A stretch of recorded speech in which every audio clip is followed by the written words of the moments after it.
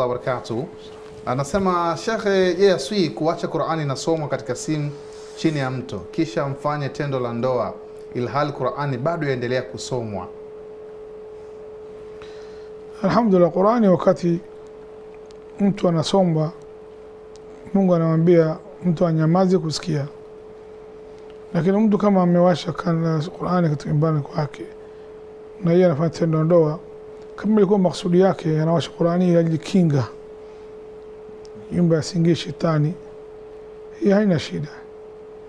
Ila wakati haina kinga wala hagopi, labda wengine anafanya tendo la ndoa mke wake anapata mshtuko fulani mke wake, ila awashe hii mashetani asimsogee Qur'ani amlinde, haina shida, ni afanye.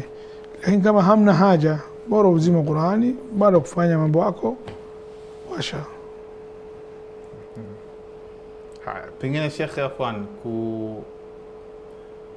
kuepuka labda mke kutoa sauti au mwanamume kutoa sauti kusikika na vyumba vingine, akaona afungulie Qur'ani kwa sauti kubwa kwa lengo hilo. Alhamdulillah, bora afungue muhadhara wa Sheikh wengine mashallah na sauti best kuliko Qur'ani. Naam.